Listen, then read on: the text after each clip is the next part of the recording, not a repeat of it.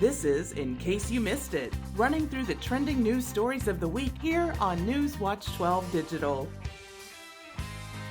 Welcome to another edition of In Case You Missed It, where we recap the biggest local stories of the past week. I'm your host, Kevin Kraft. We go back to Thursday to start things off. 36-year-old Paul Osterman will spend the next 25 years in federal prison for child sex trafficking. Osterman previously pled guilty to sex trafficking of a child under the age of 14 years old. According to the U.S. Department of Justice, Osterman used social media applications such as MeetMe and public Wi-Fi hotspots to communicate with children, often requesting to exchange money for sexual acts. In July 2019, Osterman traveled from his home in Rhinelander to the south side of Chicago, where he lured a minor with whom he had been communicating online into his vehicle. He then engaged in sexual acts with the child in exchange for money. Further investigation revealed that Osterman attempted to perform sexual acts with several minors throughout Wisconsin, Illinois, and Minnesota. Osterman will be on probation and required to register as a sex offender for the rest of his life. The snowmobile landscape of Gogebic County, Michigan will soon undergo a change. Snow River Mountain Resort has ended their permit allowing snowmobilers to travel across the property.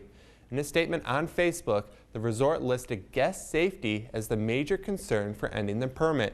They added that the trail in question came to be when other landowners revoked access to their land back in the mid-2010s.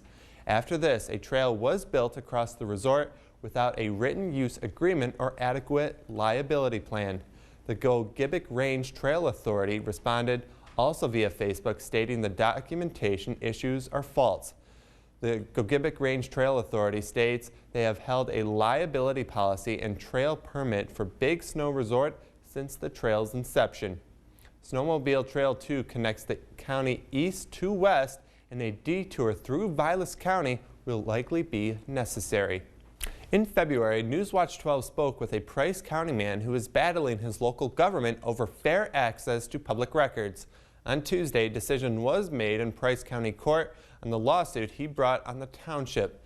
In the fall of 2020, Anthony Sleck filed a lawsuit against the town of Wooster requesting access to public records which he claimed were withheld from him.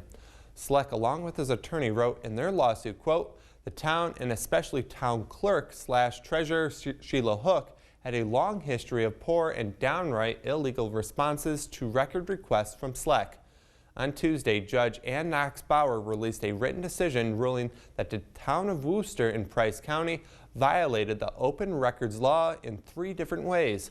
According to the Wisconsin Transparency Project, the court ruled that the town charged excessive fees for copies, failed to perform an adequate search for records, and illegally refused to turn over job applications.